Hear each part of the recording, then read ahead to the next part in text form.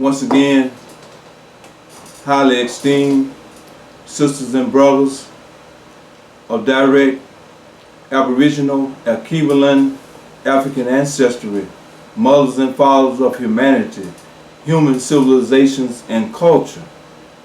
Once again, I'm your brother, Mwanga, AGMTN, Mwanga Sadaka Muntu Nemsayu Waset. And I'm wonderfully excited and delighted to commune again with you at the table of Ma'at. That's truth, justice, righteousness, order, harmony, balance, and reciprocity. Not to fuss and fight, not to condemn, criticize, or complain, not to weep and whine, and so forth and so on. Not to moan and groan, but to break and share the whole wheat bread of accurate knowledge and truth, and drink the pure, homogenized milk of understanding, and to greet you, Amani Na Upendo, that's peace and love in the African mother tongue of Kiswahili. Pardon me. Thank you, as always, thank you very much for slicing and dicing a moment of your precious time to chop it up and mix it up and interconnect to another episode of Purge, Purify, and Renew Your Mind, and by extension, our minds. For those of you who may not have heard it or may not be aware that the primary purpose of this re-educational, inspirational YouTube channel is to enlighten minds, empower people, enrich, expand, elevate, transform, and transmute as many lives as possible for the better. And pardon me for my slight hesitation, sisters and brothers. You know, it's been a minute since I sat at the table of Ma'at and did a fresh episode, but that's okay. That's okay. There's many horrendous things that have been going on in all of our lives on a personal level and collectively and worldwide, globally, in terms of humanity. But we're going to work it out. With all of the above being said, sisters and brothers, allow me a moment to give a thunderbolt shout out of thanks and gratitude to a great brother, friend, and comrade, a great brother and friend who's the executive director of MC Productions Studio, a brother, friend, and comrade who wears many crowns of knowledge, many crowns of expertise and mastership. The one and only and second to none comrade, brother, and friend, Brother Willie, quote unquote, Mike Check Colbert. And it's because of his treasure chest of knowledge, skills, and abilities that these episodes are made possible to be broadcasted out and from the backwoods, muddy waters, sugar ditches, dirt roads, rattlesnake plantations, and mosquito swamps of Greenville and Delta, Mississippi. My subject, sisters and brothers, my subject for today, or for this episode, is struggle is spiritually ordained. Struggle is spiritually ordained. And this is a broad topic. This is a broad subject, and it has many levels of ramifications and ins and outs. But we're gonna tackle it anyway. So we call on the great ancestors who are with us today, who are in each and every one of us. So we call on them for guidance to help us along to explore this most timely topic. Struggle is spiritually ordained. Moving right along, brothers and sisters, allow me a brief moment speaking from an etymological point of view to give some brief origins of the word ordained. Okay, so I have a few notes. I'm trying to lay the groundwork for the understanding of this vital topic. Culture or struggle is spiritually ordained.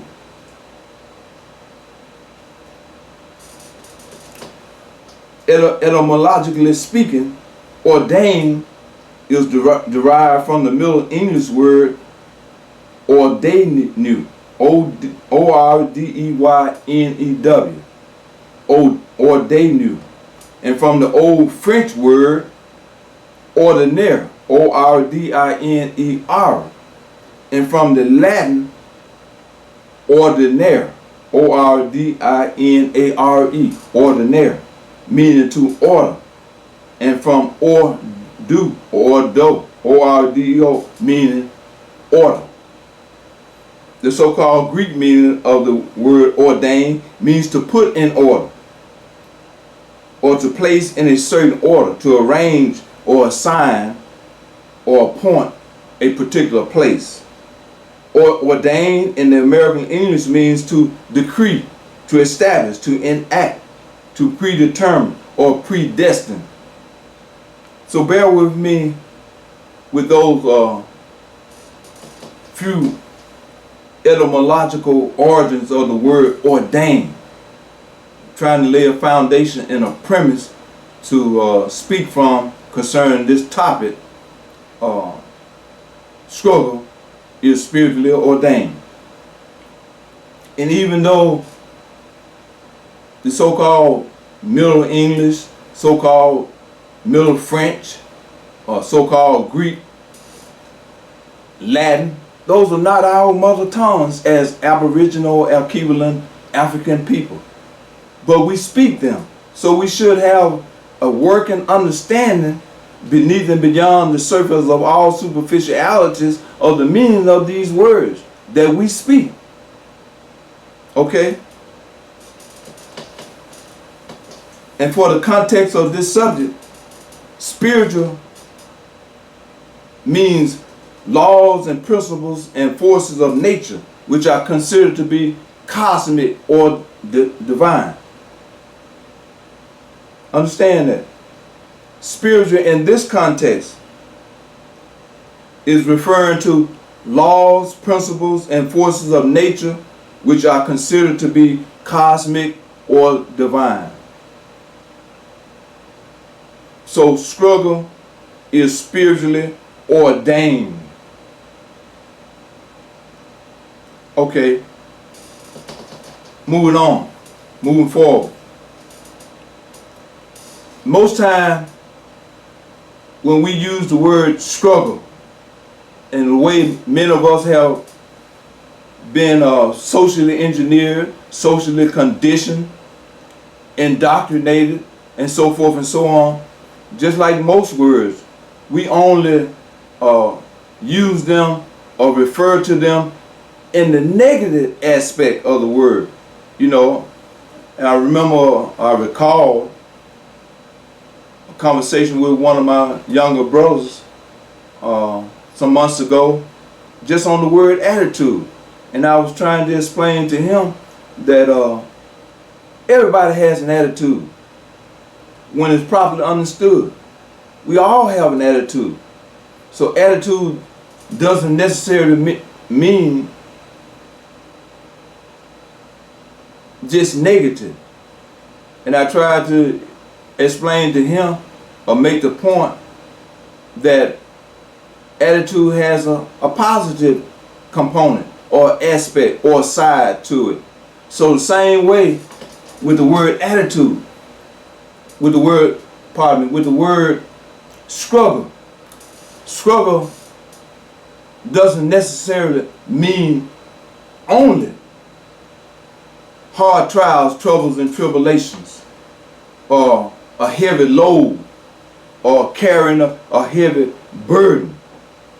It has that aspect in terms of its definition and meaning, but it has a salubrious side also. Salubrious simply means a healthy or positive aspect or definition or meaning.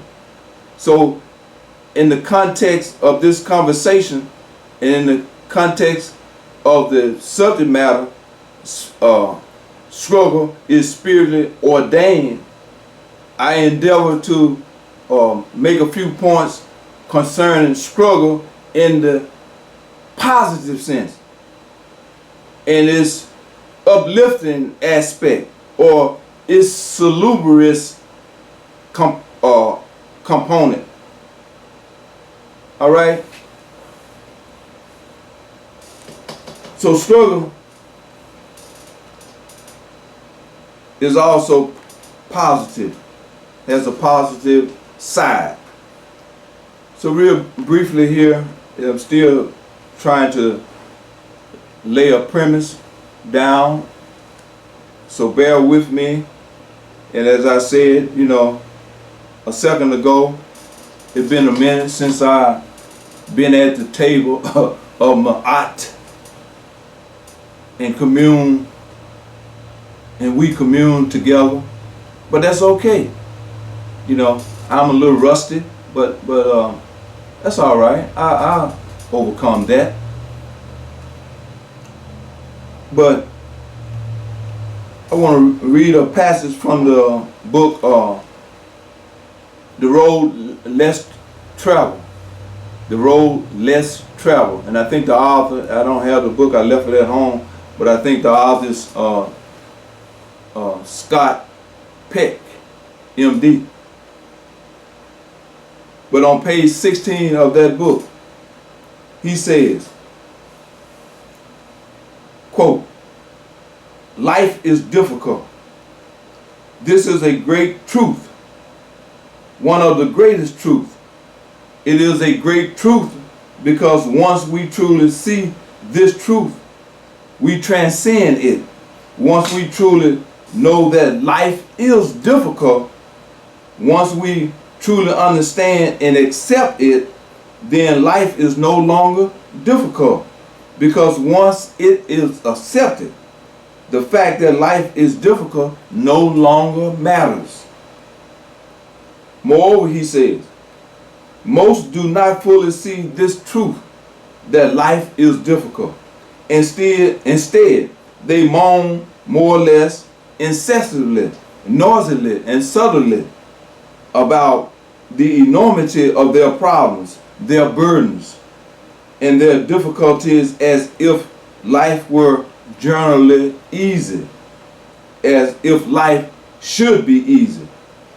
They voice their belief, noisily or subtly, that their difficulty represents a unique kind of affliction that should not be, and that has somehow been especially visited upon them, or else upon their families, their tribe, their class, their nation, their so-called race, or even their species, and not upon others. I know this about this moaning, this groaning, because I have done it myself, my share of it, the author said. Moreover, he said, life is a series of problems. Do we want to moan about them or solve them? Question. Do we want to teach our children how to solve them? Another question. And finally, as a footnote in that particular book, The Road Less Traveled, the author Scott Peck makes a footnote of one of the four noble truths of the Buddha. One of the four noble truths. Life is suffering. Life is suffering. Life is difficult. But the way the average human being, man or woman or child, in the system of indoctrination and programming that we live and have our beingness in, we think, too many of us think, there are exceptions to the rule, I know that, but many of us think that life is peaches and cream, that life is easing on down the road, you know, that life doesn't have twists and turns, that life is a smooth sailing, that life is just gliding along. But when we step back and have a spark of awakening and take a glimpse at life itself and even just look at our own personal life, that we will see that life is difficult. Life is not easy. And I hold to that, and I take the premise also that when we look at or examine or do a little research in terms of the millions and trillions of sperms that make their journey up the fallopian tube, not down the fallopian tube, but up the fallopian tube in the womb of a mother to be. That struggle, that's a struggle. That struggle is not designed to destroy, but that's a life-giving struggle. So struggle is a part of our spiritual and physical and natural genetic makeup. In the context of I'm using the word struggle, and that I'm asking us to re-examine the other essential aspect or component of the word struggle, is positive and progressive. Life is a struggle. And I recall, along with the statement I just made, I think it's the 94th chapter and the 4th verse. I'll find it right now. Just give me a second here. The 94th chapter or surah of the Quran, the 4th verse, right? And it says, and behold, with every hardship comes ease. That's struggle.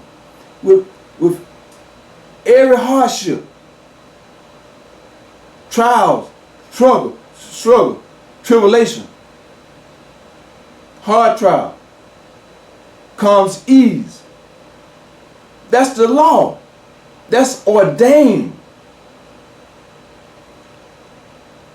And I remember a conversation with some brothers and sisters, especially a few sisters. They said, you know, going back to the sperms that's traveling up the fallopian tube, that the sperms are pulled to the egg magnetically only. I can understand that, but at the same time, I said also we should consider and take into consideration that the sperms with S on it has knowledge and information in its head and is moving electrically which means to go out. So there's motion and mobility on the part of the sperm, of the sperms themselves, that they are not just pulled along magnetically from the charge of the egg. So it's twofold. It's moving electrically and being pulled magnetically, right? With that struggle, which is a struggle. So the vibration, the frequency that's going on there is electromagnetically. Something is going on with the egg and something is happening with the sperm itself. So the two of them, that's ordained because they have a rendezvous with destiny in terms of bringing forth or starting the process of life of a child to be. So that struggle, in that sense, is spiritually ordained. Move right along, brothers and sisters. I'd like to read another passage from the book, the Kabbalion. You know, the 7 principles of the Kabbalion. The emerald tablets of Thoth. In Greek they say Hermes, but the ancient African Egyptian Thoth, from which the word thought originated. Tehuti. And the 4th principle of the Kabbalion is the polarity. Allow me a brief minute, a brief second, to slow myself down and read this some of the 4th principle of the Kabbalion. Polarity. Everything is dual. Everything has poles. Everything has its pair of opposites. Like and unlike are the same. Opposites are identical in nature, but different in degrees. Extremes meet. All truths are but half-truths. All paradox may be reconciled. And moreover, it said, the great 4th Hermetic or Tehuti principle, the principle of polarity, embodies the truth that all manifested things have, quote-unquote, 2 sides, quote-unquote, 2 aspects, quote-unquote, 2 poles, quote-unquote, a pair of opposites, with manifold degrees between the 2 extremes. The old paradox, which have ever perplexed the mind of men, are explained by understanding of this principle. Man and woman has always recognized something akin to this principle and has endeavored to express it by such sayings, maxims, and aphorisms as the following. Quote unquote, everything is and isn't at the same time. All truths are but half-truths. Every truth is half false. There are 2 sides to everything. There is a reverse side to every shield, etc., etc., and so forth and so on. The law of polarity. So when you get a chance, brothers and sisters, let's re-examine that 4th principle of the Kabbalion, the law of polarity. The word struggle itself, when viewed from the positive or healthy or salubrious perspective or side, simply means to make great effort. To make great effort. Think over that, sisters and brothers. Think about that. Meditate upon that. Contemplate that. the positive side of the word struggle means to make great effort. That's life, to make great effort. That point of view or that position, that perspective, we need to understand and re-examine it, the word struggle, the concept of struggle, the idea of struggle, from that perspective. And see what happens. It's easy for us, all of us, to moan, as I said, to moan and groan, to say, woe is me. Most of us do it all the time. But I continue to say, even though we may feel justified to a certain extent to be angry, to be sad, to be mad, and to grieve, but we should not allow ourselves to create what I call an ocean of self-misery and then drown in it. That should be unexcusable for us. That would be a disservice to ourselves and those who appreciate us, those who love us, those who care about us. We should not allow ourselves to create this ocean of self-emotional misery and drown in it. But it's okay to have our moments of sadness, have our moments of being angry, being mad, and to grieve. It's okay. But once again, and finally on that point, not to create an ocean of emotional self-misery and then drown in it. Let us understand that when properly comprehended, struggle leads us to positive and progressive growth and development. That struggle is an essential ingredient to positive and progressive growth and development. That's the point, main point, that I'm trying to get across with this perspective on the word or concept or idea of struggle.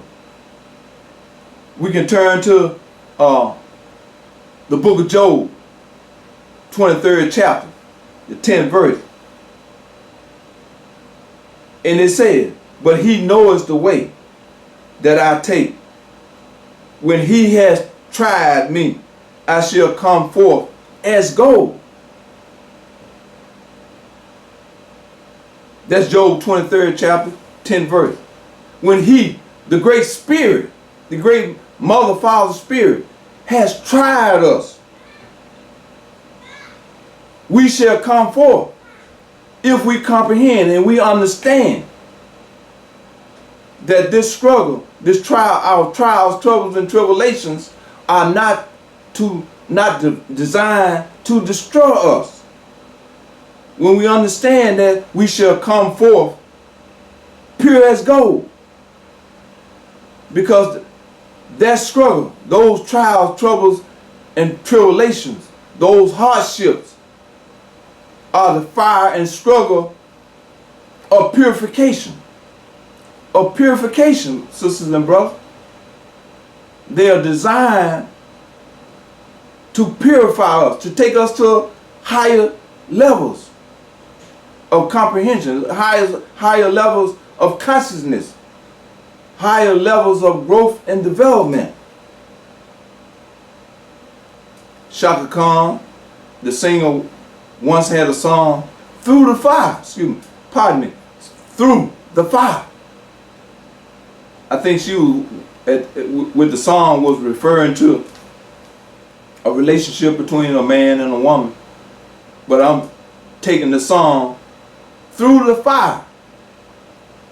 we must go through the fire. Understand that going through the fire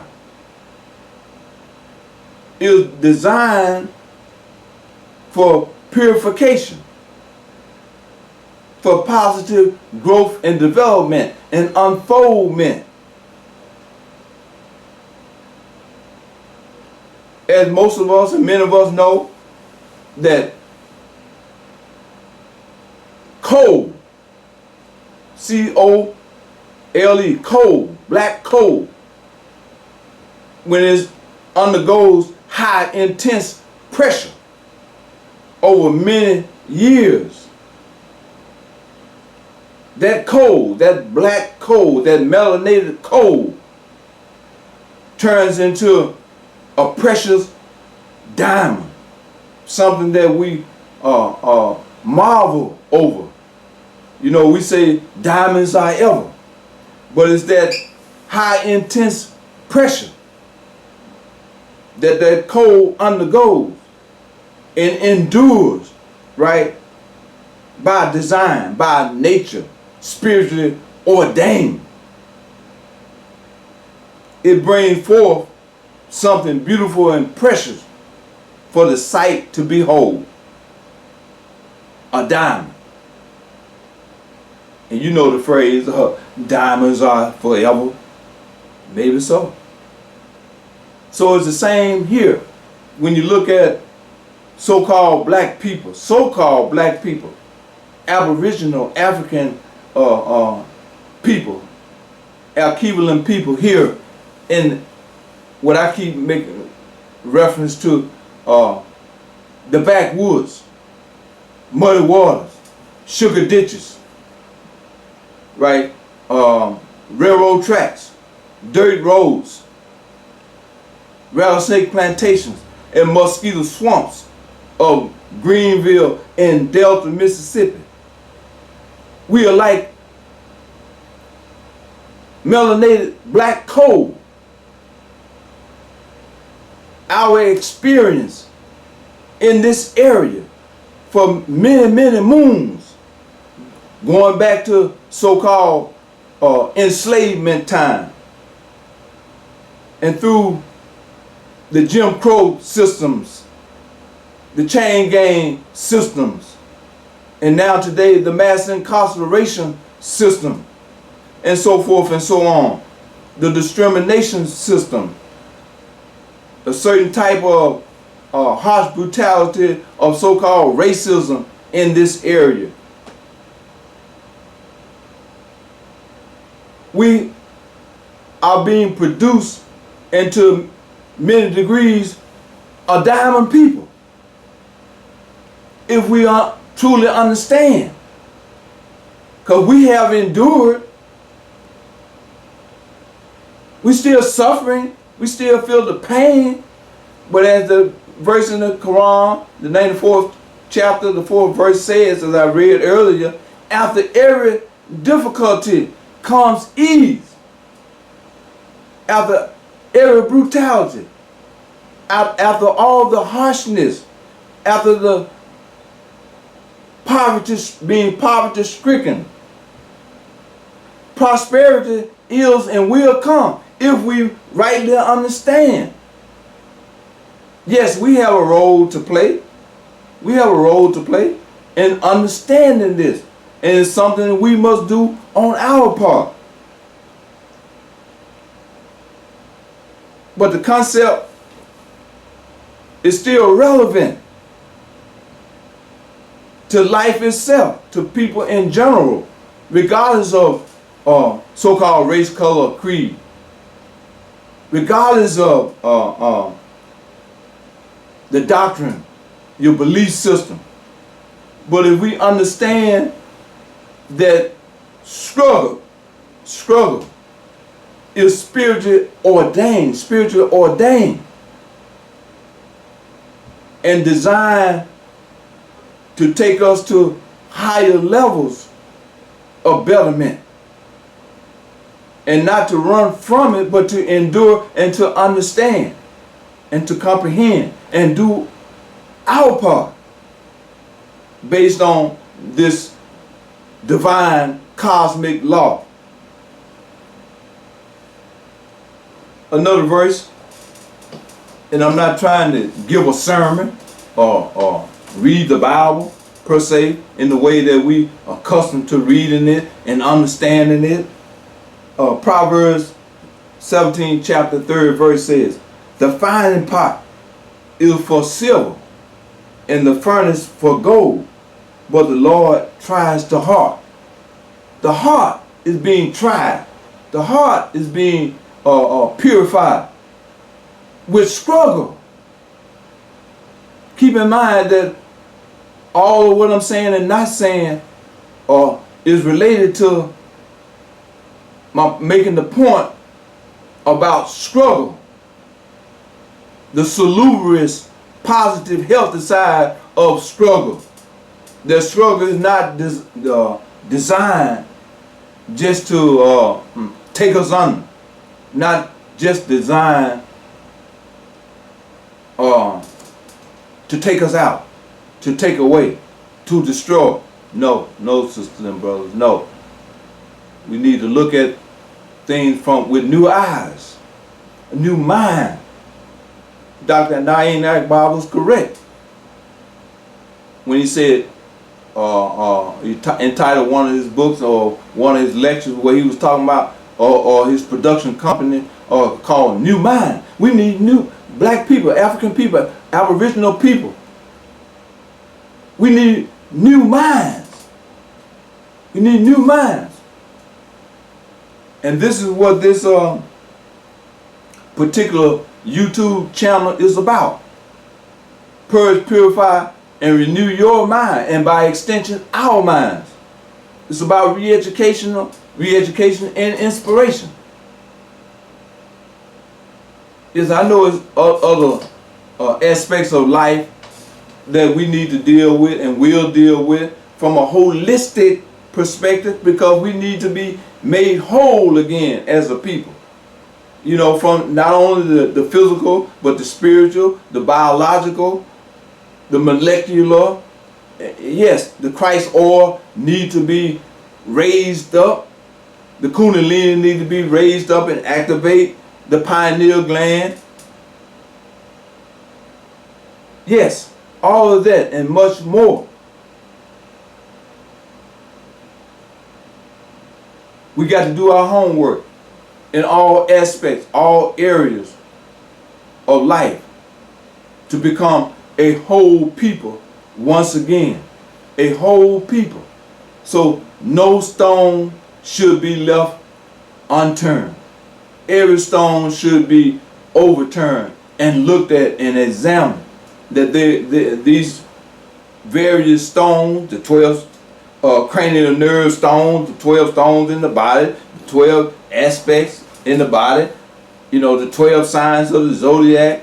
I mean, I'm not trying to get into any of that right now at this moment, but all of that we must and need to and will look into in order to become whole as individuals and whole as a people, whole as humanity in this golden and glorious age of Aquarius, 2,160 years. Yes.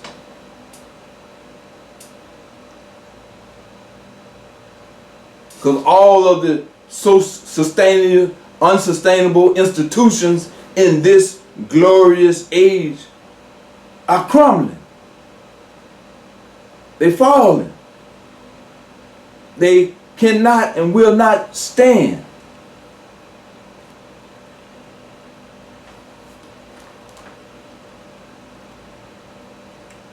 Moreover, sisters and brothers, just bear with me.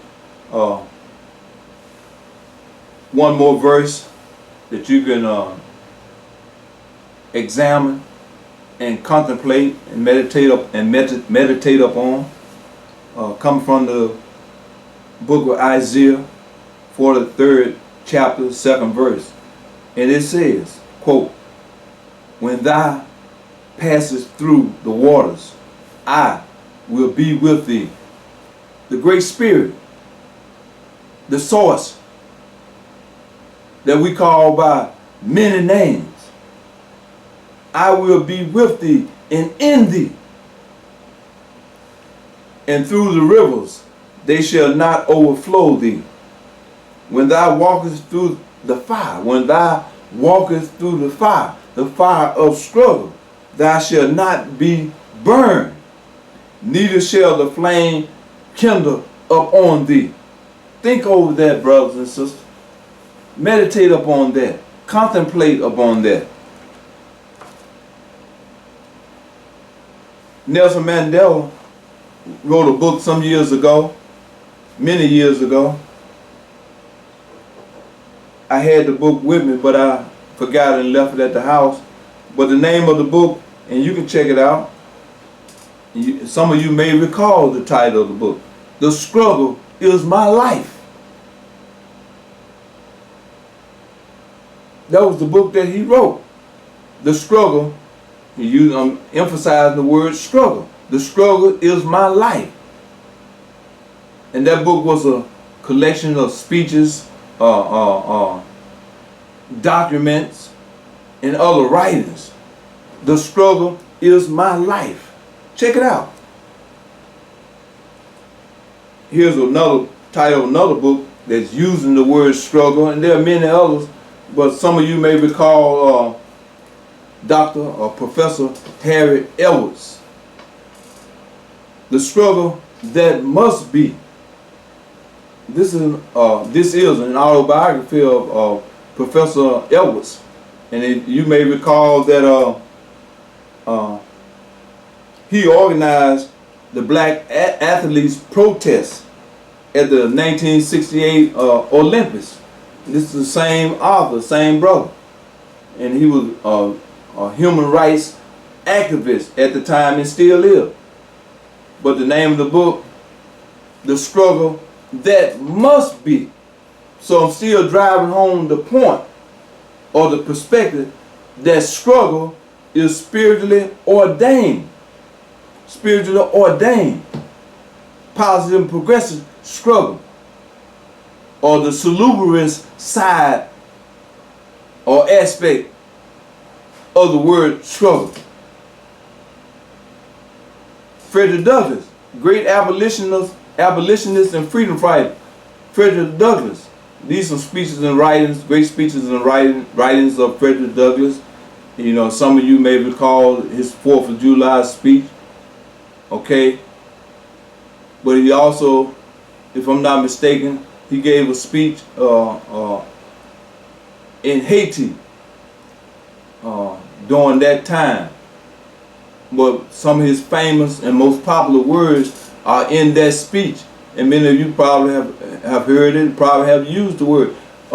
If there's no struggle, there's no progress. If there's no struggle, there's no progress. But at this time, I'll read a little more extended portion of that quote from Frederick Douglass. Give me a second here. And Frederick Douglass, the great abolitionist and freedom fighter, Frederick Douglass taught us that. Here's the quote. If there is no struggle, there is no progress. Those who profess to favor freedom and yet deprecate agitation are men and women who want crops without plowing up the ground. They want rain without thunder and lightning. They want the ocean without the awful roar of its many waters. Struggle is spiritually ordained. Life, just summarizing what I just stated from the beginning to now, life is difficult. Life is difficult.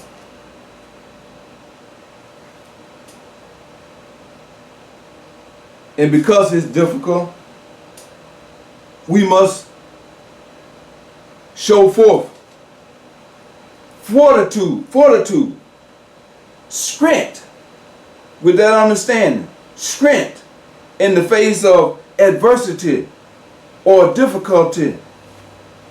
And I know that it's easy to say than do. But we have it, each of us, in our capabilities. It's in our spiritual and genetic makeup. As I stated, starting with the sperm in the womb of mother.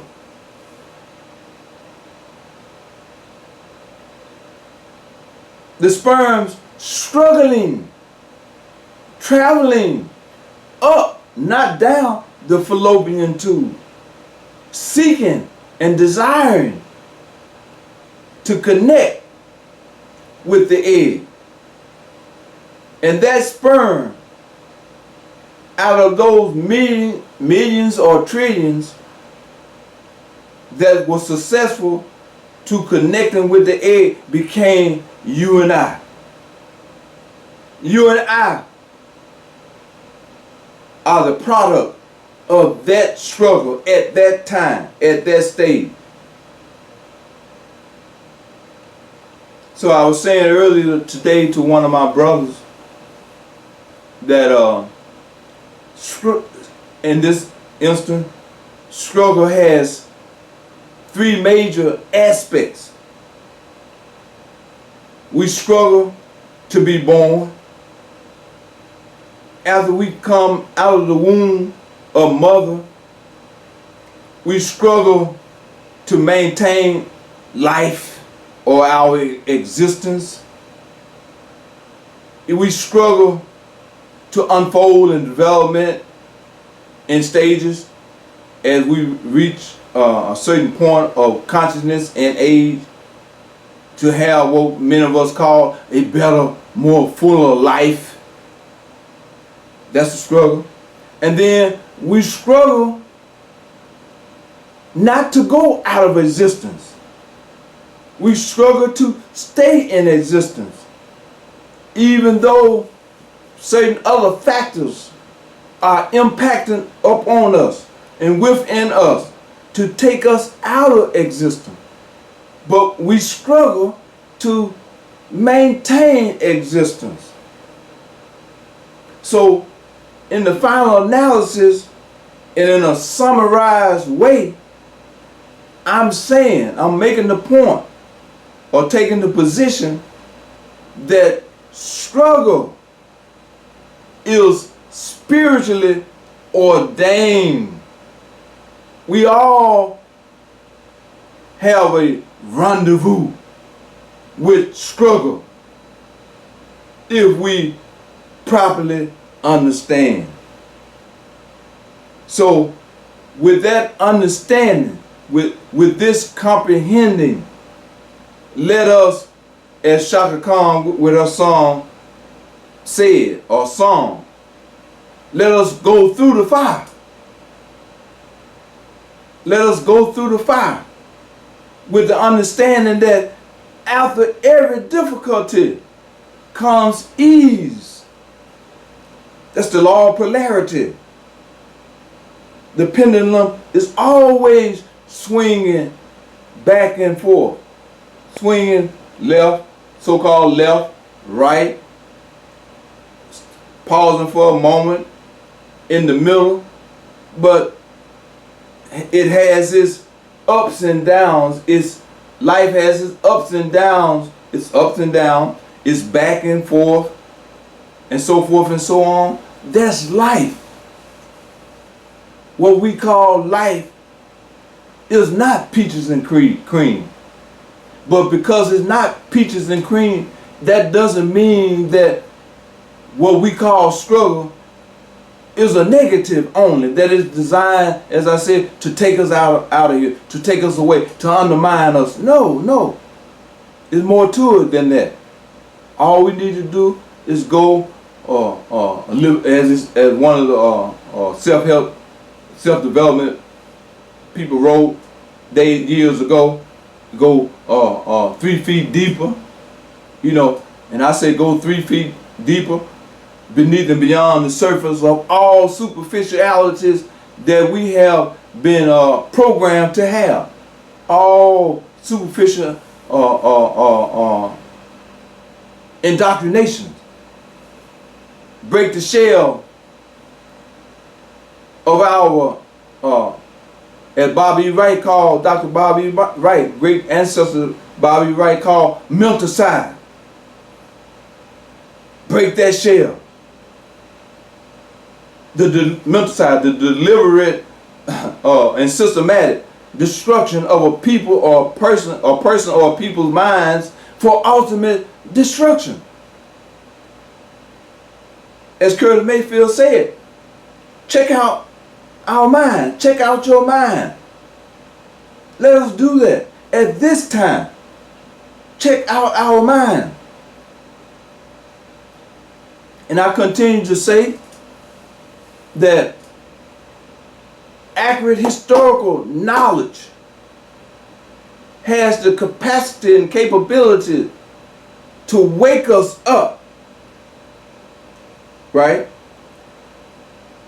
Metaphysical, esoteric knowledge has the capability, when it's put into practice, has the capabilities, right, to raise us up. The two pillars of ascension, two pillars of liberation. Historical self-identity, spiritual, metaphysical, esoteric self-identity, two pillars of liberation. We got to deal with it. We must deal with it. We are dealing with it.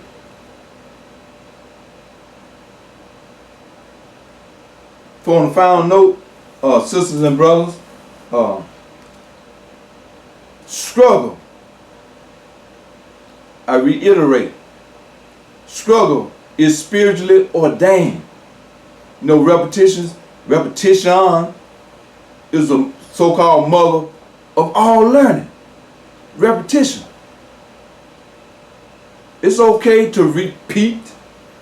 You know, some sisters and brothers, he or she is still saying the same thing over and over. Yeah, but it said the same thing and said over and over, certain thing, because it's the mother of all learning. That's how we learn. We learn in many different ways, but repetition is one masterful way that we all learn, whether we like it or not.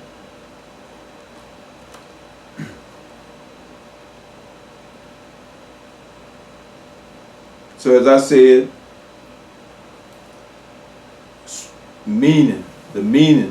the definition of struggle in this episode is to make great effort. To make great effort. I know it's easy, as I said, for us to moan and groan, to weep and whine,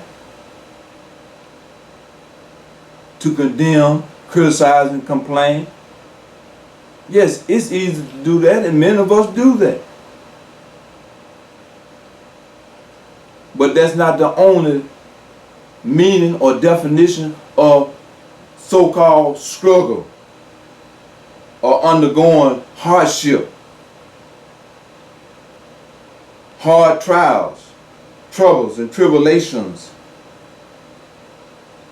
But the hard trials, troubles, and tribulations, when we shift our understanding and endure the fire of struggle, and instead of running from the fire, but run to the fire. Be prepared to run to the fire, to come through the fire. We being purified.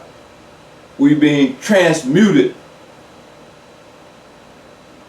from coal to precious diamond.